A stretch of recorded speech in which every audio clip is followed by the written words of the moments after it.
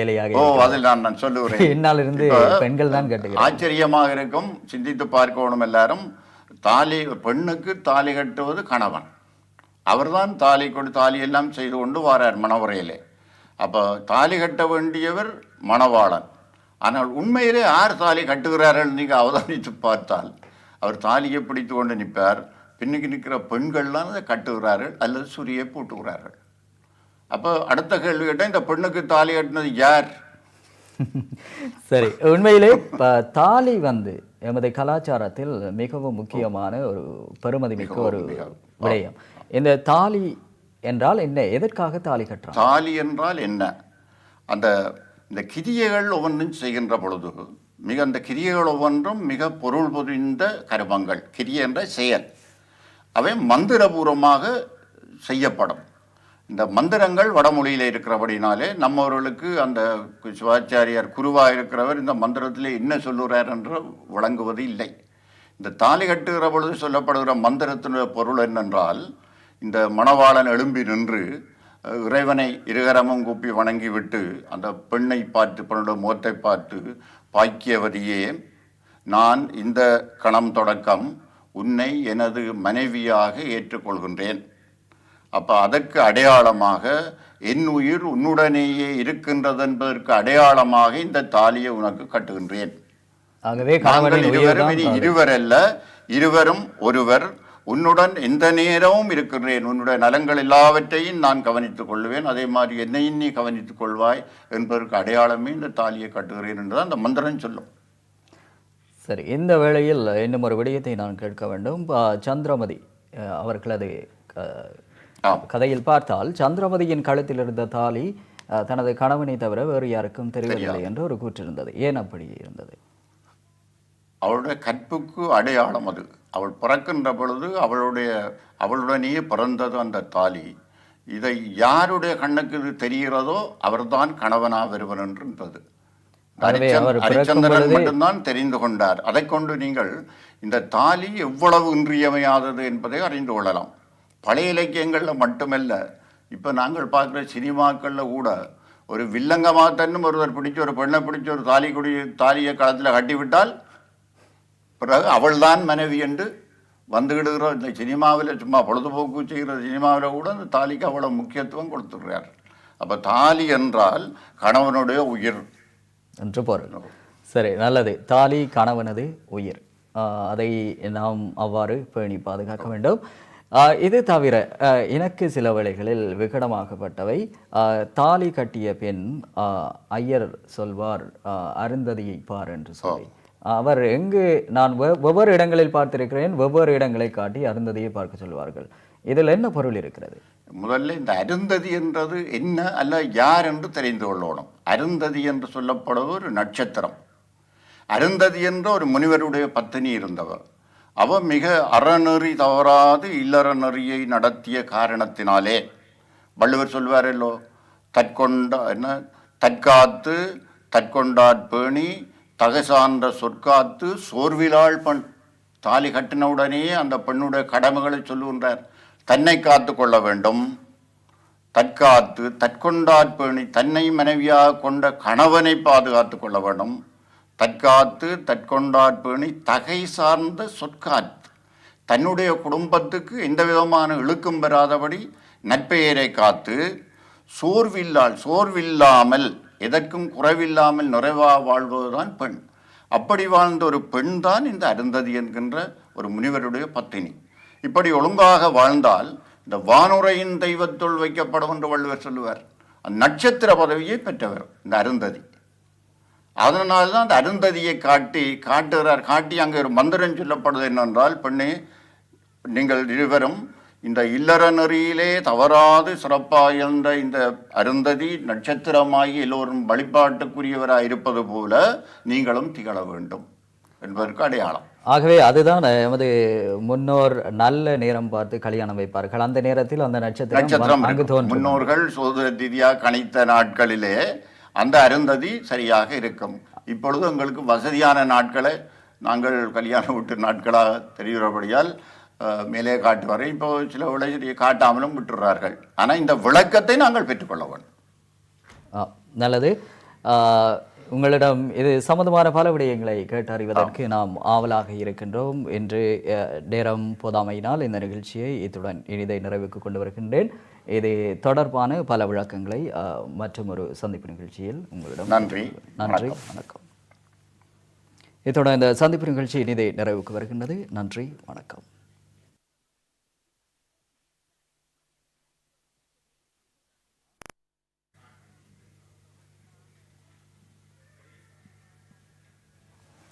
அடுத்ததில் இந்த நூல்களை பற்றியும் கொஞ்சம்.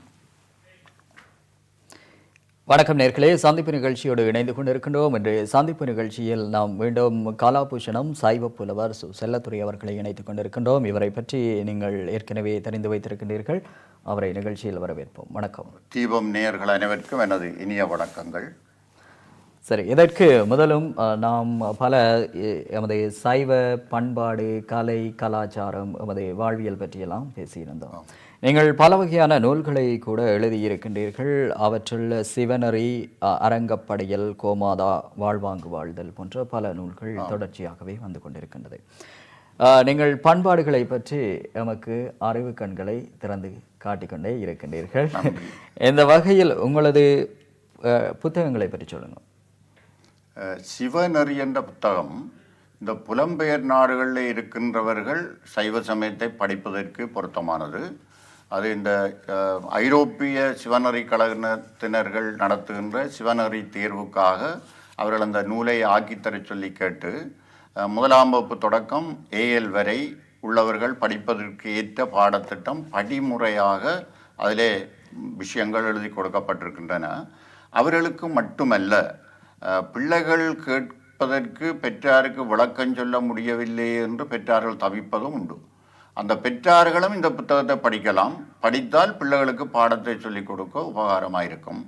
இதற்கு மேலும் சைவ வாழ்வு வாழ்பவர்கள் எங்களுடைய ஆலயத்திலே நடைபெறுகிற கிரியைகள் என்ன, விரதங்கள் எவையவை, விரதத்துக்குரிய நாட்களவை, அதை நாங்கள் எப்படி கைக்கொள்ள வேண்டும், எங்களுடைய பூர்வ கிரியைகள், நாங்கள் பிறந்த நாள் தொடக்கம் இறக்கும் வரை எங்களோட வாழ்க்கையில் நடைபெறுகின்ற கிரியைகளவை, அபர கிரியைகள், இறந்த பின் செய்யப்படுற கிரியைகளவை, அவை எப்படிப்பட்டவை, ஏன் செய்ய வேண்டும் என்ற அந்த சகலவிதமான விவரங்களும் இந்த புத்தகத்திலே அடங்கி இருக்கின்றது. எனவே புலத்திலே வாழ்கின்ற மாணவர்கள் முதல் பெரியோர்கள் எல்லாருக்கும் இது பயனுடையதாக இருக்கும். அது இப்போ 2-3-4 ஆண்டுகளாக விட்டது வெளிவந்து இங்கே பல பேர் அதை பயன்படுத்தி கேள்விப்பட்டு சந்தோஷம் அடைகிறேன். ஆமாம், சைவ வாழ்வு வாழ வேண்டும் என்று நீங்கள் சொன்னதிலிருந்து எனக்கு ஒரு கேள்வி உதயமாகின்றது. பொதுவாக பால், பசுவிலிருந்து நாம் பாலை எடுத்து நுகர்கிறோம், ஆனால் ஏன் இறைச்சியை சாப்பிடக்கூடாது என்று பொதுவாக அனைவருமே கேட்கும் ஒரு கேள்வி. அதற்கு என்ன பதில் நீங்கள் சொல்லுங்கள். அதுக்கு மேலே முன்பு கேட்கிறவர்கள், பசுவினுடைய இரத்தம் தானே பாலாக வருகின்றது, அப்போ பாலை குடிக்கிற நீங்கள் பசுவினுடைய இறைச்சியை சாப்பிட்டால் என்ன என்று கேட்பவர் இருக்கிறார். இந்த கேட்கிறவர் எல்லாரும் அம்மாவில் பால் குடித்துத்தான் வளர்ந்தவர்கள். இந்த பால் பதிலாக அம்மாவிலே இருந்து இரத்தத்தை குடித்தவர்களும் இருக்கிறார்களோ? பசுவிலே இருந்து இரத்தம் பாலாக வருகின்றது என்பது விஞ்ஞான ரீதியாகவும் பொது அறிவு ரீதியாகவும் பிழையான ஒரு செயல், பிழையான ஒரு கருத்து. இரத்தத்துக்குரிய பண்புகள் குணங்கள் வேறை, பாலுக்குரிய குணங்கள் வேறை. இரத்தந்தான் பாலாக வருகின்றால் மலட்டு பசுவிலும் எடுக்கலாமே பால், நாம்பன் மாட்டிலும் பால் எடுக்கலாமே. கருத்தரித்து கன்றுகின்ற பசுவிலானே வருகின்றது. அதுகூட அந்த பசு இறங்கினால் மட்டும்தான் பால் வரும். மடியிலே பால் இருந்தால் கட்டாயம் பால் எடுக்கலாம் என்று இல்லை. எனவே அதான் அந்த பசுவுக்கு நாங்கள் நன்றி செலுத்துகின்றோம். கோமாதா என்று ஆலய பூசையிலே பசுவுக்கும் இடம் உண்டு. அம்மன் வாசல்லே கோமாதா பூசை என்று சொல்லுவார்கள் பசுவை.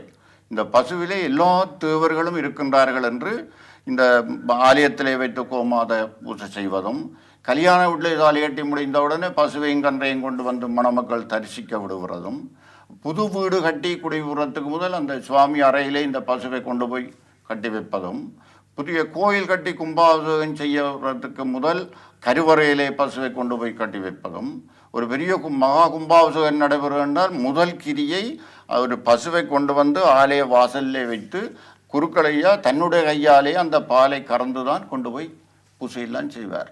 சிந்தித்து பாருங்கள், பசு இல்லாட்டா கோயிலில் பூஜை நடவாது. பாலில்லாம் பூஜை செய்யலாமோ? இல்லை. தயிர், நெய், மோர் எல்லாம் தரும். ஆனபடியால் இந்த பாலை குடிப்பவர்கள் இறைச்சியை சாப்பிட்டால் என்ன என்பது மிக ஒரு அறியாமையான கேள்வி. சரி, மற்ற விடயம் பொதுவாக எமது மரண கிரியைகள் இடம்பெற்றவுடன் நாம் பிரேதங்களை எரிப்பது வழமையா புதைப்பது வழமையா என்பதில் கூட சந்தேகங்கள் இருக்கின்றது. அந்த சந்தேகத்தை நல்ல ஒரு சிந்தனை. ரெண்டு நிலையையும் பார்க்கிறோம், புதைப்பதையும் பார்க்கிறோம், எரிப்பதையும் பார்க்கிறோம். நாங்கள் இந்த சைவ சமய தத்துவ கண்ணோட்டத்தில் பார்க்கிற பொழுது நாங்கள் எரிக்கின்றோம் சைவ சமயத்தவர்கள். அது ஏனென்றால் இந்த உலகத்தில் உள்ள பொருட்கள் எல்லாம் பஞ்சபூதங்கள்னாலே ஆக்கப்பட்டவை. நிலம், நீர், தீ, காற்று, ஆகாயம் என்ற இந்த ஐந்தையும் பஞ்சபூதம் என்று சொல்லுவார்கள். இந்த பஞ்சபூதங்களுடைய சேர்க்கையினாலே தான் இந்த உலகத்தில் உள்ள பொருட்கள் எல்லாம் உருவாகின்றன. எங்களுடைய உடம்பும் பஞ்சபூதத்தாலே ஆக்கப்பட்டது தான். அப்போ பஞ்சபூதத்தினாலே ஆக்கப்பட்ட இந்த உடலை விட்டு உயிர் போன உடனே இது சவமாக போய்விடுகின்றது, அழுக்கு பொருளாக போய்விடுகின்றது. இதனை எரிக்கின்ற பொழுது இந்த உடம்பில் உள்ள பஞ்சபூதங்களும் பஞ்சபூதங்களோடு சேரும். நீங்கள் பாருங்கள், எரிகின்ற பொழுது இந்த உடத்தில் உள்ள பொம்மையெல்லாம் நெருப்பாக போய்விடும் இல்லையோ. எரிகின்ற பொழுது இதில் உள்ள நீரெல்லாம் நீர் ஆவியாக போய்விடும். இதில் உள்ள காற்று காற்றோடு கலந்துவிடும். இதில் உள்ள மண் அது சாம்பராக போய்விடும். அப்போ நிலம், நீர், தீக, ஆகாயம் என்னோட உடம்பை பிடித்து வைத்திருக்கிற ஆகாயம் வெளியினுடைய அந்த வெளி ஆகாயத்துடன் கலந்துவிடும். ஆகவே பஞ்சபூதத்தினாலே ஆக்கப்பட்ட இந்த உடம்பை அப்படியே பஞ்சபூதமாகவே பிரித்துவிட்டு அதற்குரிய வழிபாட்டை செய்கின்ற வகையிலே தான் இந்த எரிக்கின்ற வகை. அப்புறம் அந்த சாம்பரை கூட கொண்டே புனிதமான தீர்த்தத்திலே கரைத்து விடுறதுங்கிற சைவ பண்பாட்டில் உள்ளது. அப்படியான வழிகளில் ஏன் புதைக்கிறார்கள்? அது இன்னொரு பகுதியினருடைய கோட்பாடு. இப்போ மனித குலத்திலே ஒவ்வொரு இனத்தவர்களுக்கும் ஒவ்வொரு விதமான கோட்பாடு இருக்கும். அவர்கள் தாங்கள் ஒரு குறிப்பிட்ட இடத்திலே அதை புதைத்து ஆண்டுதோறும் அதில் வந்து வழிபாடு செய்ய வேணும். கிறிஸ்தவர்கள் அநேகமாக புதைப்பார்கள், வழிபாடு செய்ய வேணும் என்ற கோட்பாடுடையவர்கள். சைவ சமயத்தவர்களை எரிப்பது தான் எங்களுடைய வழக்கம். அதெல்லாம் வயது வித்தியாசங்கள், பால் வேறுபாடு வித்தியாசம் இருக்கு. சின்ன பிள்ளைகள், குழந்தைகளை எரிப்பதில்லை, அவர்களை புதைத்து தான் விடுவார்கள். கர்ப்பிணி தாய்மார்களை கூட, கர்ப்பிணி தாய்கள் குழந்தைகளை எரிப்பதில்லை.